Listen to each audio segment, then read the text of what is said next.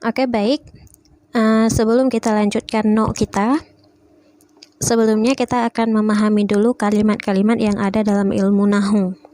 Jadi kalimat yang ada dalam ilmu nahu itu ada 3. Isim, fiil, dan huruf. Untuk tahu kalimat itu isim, atau dia fiil, atau dia huruf, dia ada tandanya masing-masing.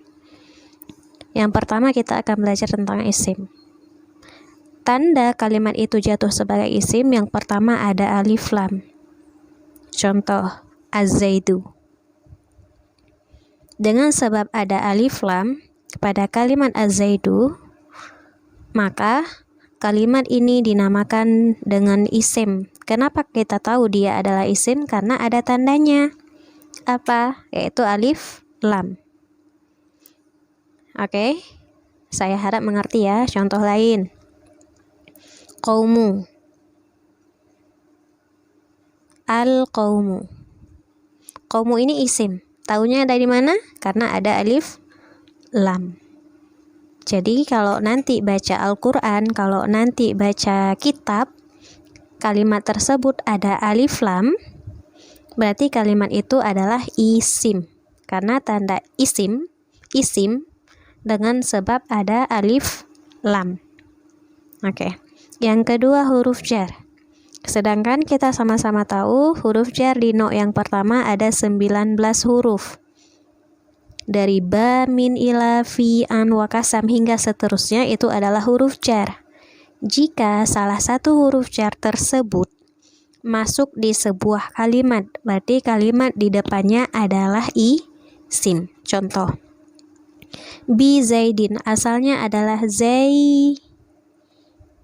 bisa jadi zaidun, bisa jadi zaidin, bisa jadi zaidan, karena ketentuan baris ujungnya itu tergantung kalimatnya jatuh sebagai apa. Dengan sebab ada bi, ini bi, kata-kata zaidin dia adalah isim. Taunya kenapa? Karena ada huruf jar berupa bi. Fil baiti, kata-kata baiti adalah isim. Taunya dari apa? Karena ada huruf jar fi. Fil baiti. Nah, kata-kata baiti ini adalah isim. Kenapa? Karena ada huruf jar. Dan kenapa lagi? Karena ada alif lam. Pertanyaannya, apakah dalam satu kalimat boleh ada banyak tanda isim? Boleh. Dalam satu kalimat boleh ada 2 tanda isim, boleh ada 3 tanda isim, tergantung. Berarti pada kalimat ini ada 2 dulu yang udah kita tahu. Baris jar. Bizaidin, baris jar. Berarti kalimat apa aja yang dia berbaris kasrah atau berbaris jar atau berbaris bawah. Ingat ya, jar adalah baris bawah.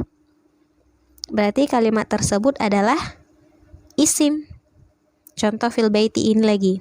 Fil baiti, gara-gara ada huruf fi, yang mana huruf fi adalah no yang ke-9, no pertama. Tugasnya menjarkan isim saja, berarti kita baca baiti. Udah kemarin, nggak kita baca lagi baitu, salah. Nggak kita baca baita, salah. Kenapa? Karena ada huruf jar, sehingga kita baca baiti. Berarti pada kalimat baiti ada 3 tanda isim. Yang pertama huruf jar, fi. Yang kedua alif lam. Dan yang ketiga baris jar ataupun baris kasrah. Kita ulang i'rab. No yang pertama fi huruf jar. Baiti yang dijarkan oleh fi. Alamat jar, tanda dia baris kasrah, tanda dia jatuh sebagai jar, yaitu kasrah yang lahir pada akhir kalimat. Oke, sampai di sini paham ya? Habis itu tanda isim selanjutnya adalah tanwin. Zaidin, zaidan, zaidun adalah tanda isim. Yang harus diingat lagi, antara alif lam dan tanwin dalam satu kalimat tidak boleh bersatu. Jika kalimat itu sudah ada alif lam, Berarti kalimat tersebut tidak boleh lagi kita taruh baris tanwin. Baris tanwin itu baris 2 ya. Baris 2. Contoh Zaidin. Boleh kita baca bi Zaidin. Kenapa? Karena nggak ada alif lam. Contoh Az-Zaidun. Nggak bisa kita baca Az-Zaidun. Salah. Kenapa? Karena ada alif lam.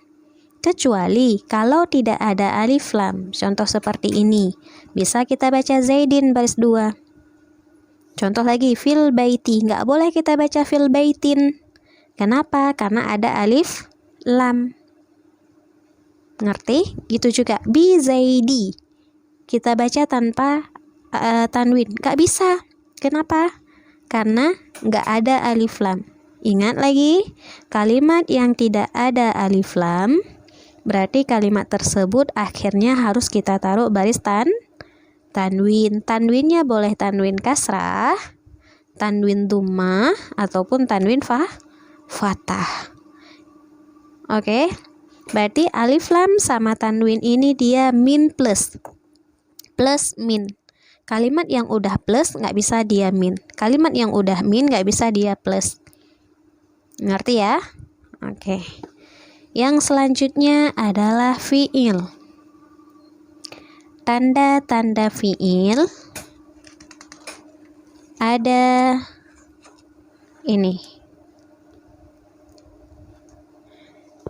Yang pertama qad, sin, sofa, ta, taknis yang sakin, dan ada alif, nun, ya, dan ta. Alif, nun, ya, dan ta. Atau disingkat dengan anaitu. Anaitu.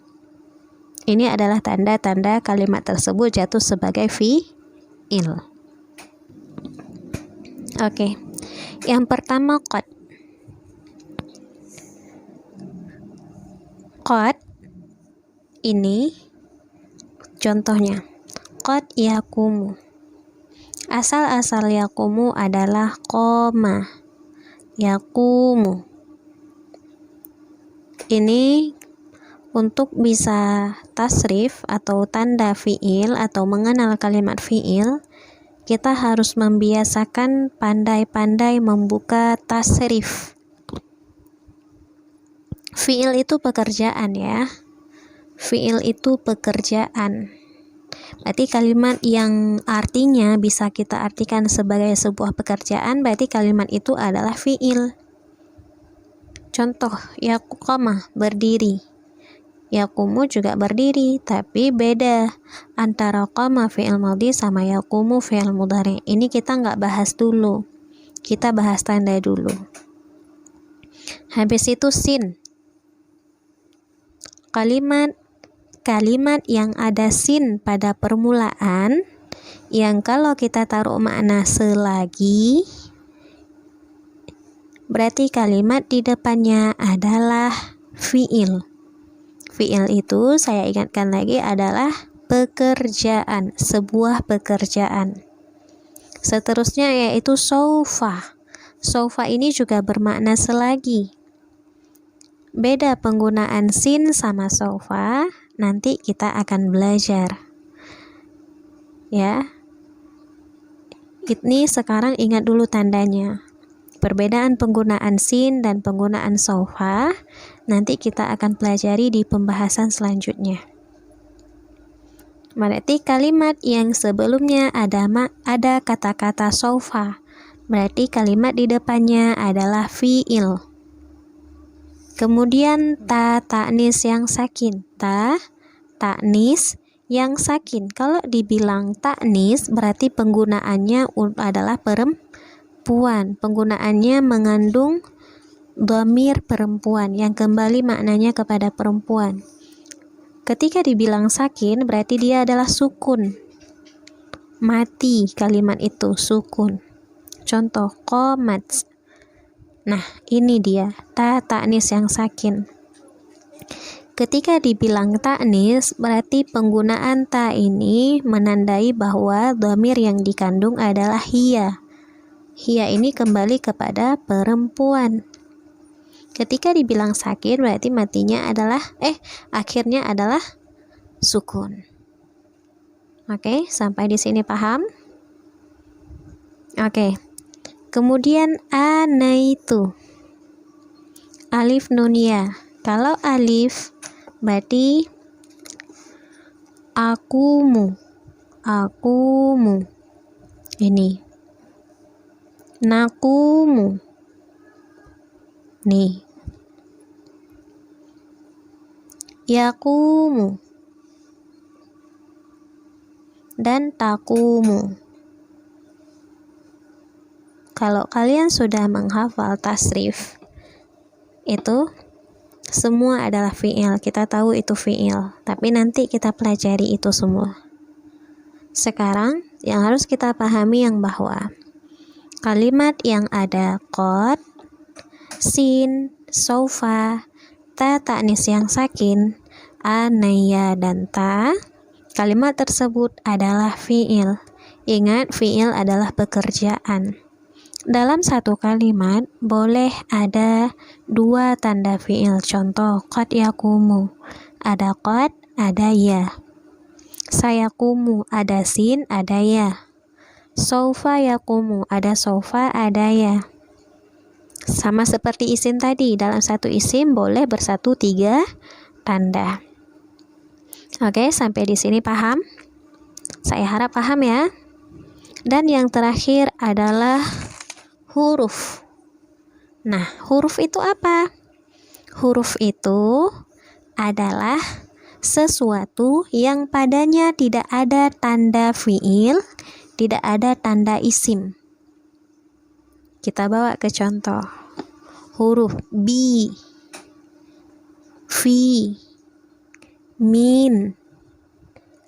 Apa lagi? Semua huruf. Ba, min, ila, fi, an, itu kan semua huruf. Habis itu inna, anna, ka'anna, lakinna, laita, la'alla, semuanya yang udah kita pelajari di nok pertama dan nok kedua. Ada tidak dia tanda isim? Ada alif lam, huruf jar. Fi ada alif lam? Tidak. Bi ada alif lam? Tidak. Berarti kalimat tersebut adalah huruf. Kalimat yang tidak ada tanda fi'il, tidak ada tanda isim, itu dinamakan adalah huruf. Paham ya? Berarti kalimat di dalam ilmu nahu ada 3. Isim, tandanya ada alif lam, huruf jar, baris jar, tanwin.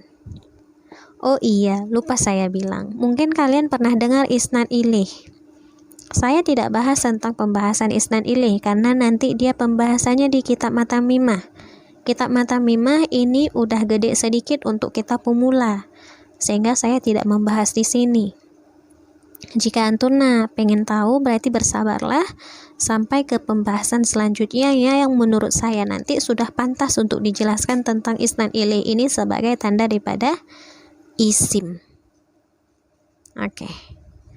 Sampai di sini. Kemudian fi'il. Tanda fi'il qad, sin, saufa, ta ta'nis yang sakin, alif, nun, ya dan ta. Dan huruf. Huruf kalimat yang tidak ada tanda isim, tidak ada tanda fi'il. Oke. Sampai di sini untuk pelajaran kita. Kalau ada pertanyaan, silahkan ditanyakan dan akan saya jawab secepatnya. Gitu. Nah ya. Assalamualaikum warahmatullahi wabarakatuh.